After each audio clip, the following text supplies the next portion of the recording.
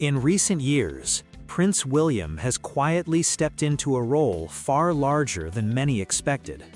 No longer just the future king of Britain, William is now becoming one of the most important diplomatic figures on the global stage. And today, he faces what many royal insiders are calling his biggest diplomatic challenge yet: Saudi Arabia. This is not just another overseas visit. This is about power, influence, human rights, energy security, and the fragile balance between Western values and Middle Eastern alliances. For audiences in both the United States and the United Kingdom, this moment matters more than it appears, because what happens between Prince William and Saudi Arabia could reshape Britain's foreign strategy and impact America's partnerships in the region. Let's start with why Saudi Arabia matters so much. Saudi Arabia is not just another Middle Eastern nation. It is one of the world's largest oil producers. It controls massive energy resources. It plays a central role in global markets, and it holds enormous political influence across the Arab world. For decades, both Washington and London have relied heavily on Saudi cooperation, but the relationship has always been complicated. On one side, Saudi Arabia offers economic stability and strategic security. On the other, it faces constant criticism over human rights, press freedom, women's rights, and its involvement in regional conflicts. This puts Western leaders, and now Prince William, in an uncomfortable position. How do you maintain vital alliances without betraying democratic values? That is the question hanging over William's every move. Unlike his father, King Charles, who built relationships slowly over decades, William is entering diplomacy at a time of global instability. Ukraine, Gaza, energy shortages, economic uncertainty, rising tensions with Iran, and shifting alliances between China, Russia, and the Middle East. There is no gentle learning curve anymore. Every gesture is scrutinized, every handshake analyzed, every word dissected. And Saudi Arabia sits at the center of this storm. Royal sources reveal that William has been personally encouraged by senior UK officials to deepen ties with Crown Prince Mohammed bin Salman, often referred to as MBS. MBS is a controversial figure. To supporters, he is a modernizer, bringing Saudi Arabia into the 21st century. To critics, he represents authoritarian power, crackdowns on dissent, and unanswered questions surrounding the murder of journalist Jamal Khashoggi. For Prince William, engaging with MBS is unavoidable. Avoiding Saudi Arabia is simply not an option. Britain needs Saudi investments. Britain needs Saudi energy cooperation. Britain needs Saudi stability in the Gulf, and America feels exactly the same pressure. Yet William also carries something unique. He carries the moral expectations of a new generation. Young people across the UK and US expect transparency. They expect accountability. They expect leaders to stand up for human rights. So when Prince William enters Saudi palace approval, they want Western figures like Prince William to signal that Saudi Arabia is open for business. William knows this, and that gives him leverage. Unlike politicians who come and go, William represents continuity. He represents the monarchy, an institution older than the United States itself. His presence carries symbolic power, which means every visit, every meeting, every photo opportunity sends a message to the world, and that message matters deeply. Royal commentators say William is trying to shift royal diplomacy toward climate cooperation, youth development, and regional stability. He has reportedly raised environmental issues, renewable energy projects, and education initiatives during private talks. But critics argue that soft topics distract from harder truths. They ask, what about political prisoners? What about freedom of speech? What about accountability? These questions follow William everywhere. And here's the uncomfortable truth. William does not control British foreign policy, but he influences it. His relationships can open doors or close them. His tone can calm tensions or inflame them. And as future king, he's already shaping Britain's global image. For American audiences, this matters too. Because UK-Saudi relations directly affect US strategy in the Middle East. Britain often acts as America's closest diplomatic partner. When London moves, Washington pays attention. Which means William's diplomacy doesn't stop at Britain's borders. It echoes across NATO, across oil markets, across military alliances. This is why insiders say Saudi Arabia represents William's first true geopolitical trial. Not a ceremonial tour, not a charity visit, a real-world test of leadership. And it's only just beginning. While cameras capture handshakes and smiles, the real negotiations between Prince William and Saudi leadership happened far from public view. Inside private meeting rooms, conversations turned serious. Energy security, regional conflicts, defense cooperation, climate commitments, economic investment. These are not symbolic discussions. These are strategic calculations that could impact millions of lives. Royal sources reveal that William has been briefed extensively by UK intelligence and foreign policy experts before every Saudi engagement. He is being prepared not just as a royal figurehead, but as a future head of state. And the pressure is intense.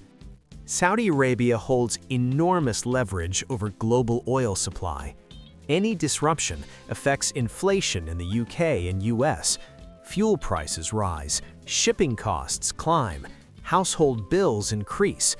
So when Prince William speaks with Saudi leaders, he isn't just talking diplomacy, he's talking about economic stability for ordinary families in London, Manchester, New York, and Chicago. That reality shapes everything. But there's also the human rights dimension. Activists in both Britain and America have accused the royal family of helping whitewash Saudi Arabia's image. They argue that royal visits legitimize authoritarian practices. Protest groups have staged demonstrations outside UK government buildings whenever Saudi diplomacy intensifies, and William hears these voices.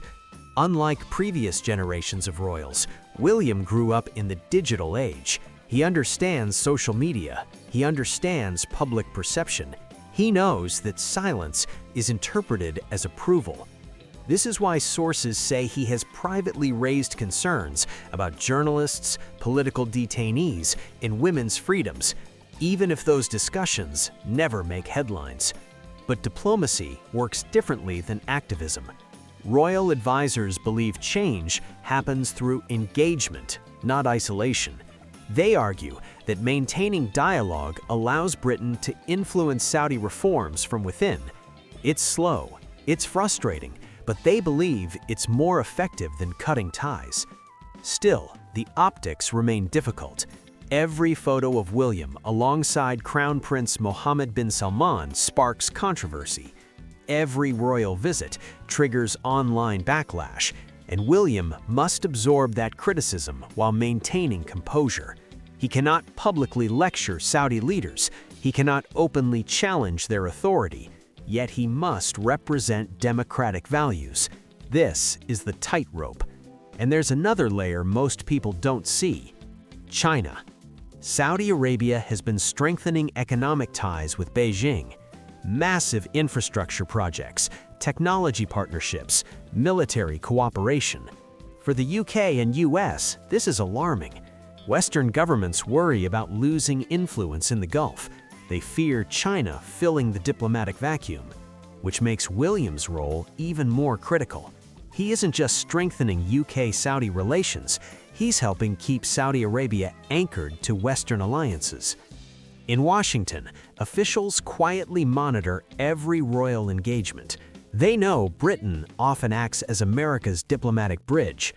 Prince William's presence sends reassurance. It signals continuity. It tells Saudi leadership that the West remains invested. At the same time, William is trying to introduce softer diplomacy, youth initiatives, climate partnerships, and cultural exchange. He believes long-term stability comes from education and opportunity. That's why he has pushed for collaborations in environmental conservation and mental health programs. But critics argue these efforts are cosmetic. They say meaningful reform requires political freedom, not tree-planting campaigns. William understands this tension, yet he also understands his limitations. He is not a politician. He is not a lawmaker. He is a constitutional royal navigating complex realities. And here's what makes this moment unprecedented. Previous heirs operated in a slower world. William operates in real time. Every move trends on X, every quote becomes a headline, every misstep goes viral. There is no room for quiet mistakes. His diplomacy is being judged instantly by millions. Meanwhile, British citizens are watching closely. Many feel conflicted. They want economic stability, they want global influence, but they also want ethical leadership. They want their future king to stand for something. William feels that expectation deeply. Friends say he carries the weight of Diana's legacy, her compassion, her concern for ordinary people. He wants to be seen as principled. Yet global politics rarely offers clean choices. Saudi Arabia presents exactly that kind of moral gray zone. And then there's security. Saudi Arabia remains a key partner in counter-terrorism operations. Intelligence sharing between Riyadh, London, and Washington has prevented attacks. This cooperation saves lives. That reality complicates everything. You can criticize Saudi leadership, but you also rely on their intelligence. You can demand reform, but you also need stability. Prince William is learning that leadership often means choosing between imperfect options. Royal historians say this may define his reign more than any coronation ceremony ever will. Because this isn't about crowns, it's about credibility. In Part 3, we'll explore what this challenge means for Prince William's future, how it could reshape the monarchy, and why this relationship may become one of the most defining chapters of his life. Prepares for his eventual role as king, William faces a world far more divided than the one Queen Elizabeth inherited. Global power is shifting, alliances are fragile, trust in institutions is declining, and monarchies are being questioned more than ever. Saudi Arabia represents all of these challenges in one relationship: economic dependence, ethical conflict, geopolitical competition, public scrutiny. How William navigates this partnership could define how people remember him decades from now. Will he be seen as a pragmatic leader who safeguarded Britain's interests, or as a cautious royal who avoided confronting uncomfortable truths? That question remains open. What's clear is that William is trying to modernize royal diplomacy. He speaks openly about climate change, he prioritizes mental health, he engages younger audiences. He wants the monarchy to feel relevant. But Saudi Arabia forces him into traditional power politics: oil, weapons, security, influence. These are not causes that inspire social media applause, yet they are realities of leadership. Royal insiders say William is slowly building his own style, quieter than his father, more strategic than his mother. He listens carefully, he avoids dramatic gestures, he plays the long game. Some see this as weakness, others see it as wisdom. American analysts believe William understands that royal influence works through relationships built over time. He cannot force change overnight, but he can open doors. He can encourage dialogue. He can maintain Western presence in a region increasingly courted by China and Russia. From Washington's perspective, that matters enormously. The US and UK remain deeply connected. Their intelligence networks overlap, their militaries cooperate, their economies intertwine. Prince William's Saudi diplomacy indirectly supports American strategic interests. That's why US officials quietly welcome his engagement, even if they publicly remain neutral. Back in Britain, public opinion remains divided. Some applaud William for stepping into difficult territory, others accuse him of compromising values. But most agree on one thing: This is not ceremonial royal work anymore. This is serious statecraft, and William is learning it under the harshest spotlight imaginable. He has already shown he's willing to address uncomfortable topics privately. He has emphasized sustainability. He has encouraged Saudi youth programs. He has raised issues that previous royals avoided. But critics say that isn't enough. They want visible accountability. They want transparency. They want action. William hears them, but he also knows the monarchy survives by maintaining stability. Sudden confrontations risk backlash. Quiet diplomacy may achieve more in the long run. This is the royal dilemma, and Saudi Arabia sits at its center. As future king, William must protect Britain's global standing. He must maintain alliances. He must represent moral leadership. Few leaders are asked to balance so much, yet that is now his reality. Royal historians suggest this period may one day be studied as the moment William truly became a statesman, not when he wears the crown, not when he gives his first Christmas speech, but when he faced Saudi Arabia and learned what power really costs. For US and UK audiences, this story is bigger than royalty. It's about how democracies engage with authoritarian partners. It's about whether values can survive global competition. It's about leadership in an unstable world. Prince William didn't inherit a peaceful era. He inherited a fractured one, and Saudi Arabia is his first major test, not his last.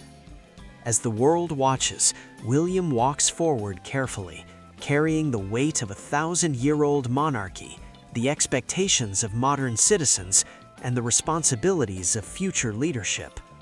Whether he succeeds remains to be seen, but one thing is certain: this diplomatic challenge has already changed him, and it may shape the future of the British monarchy itself.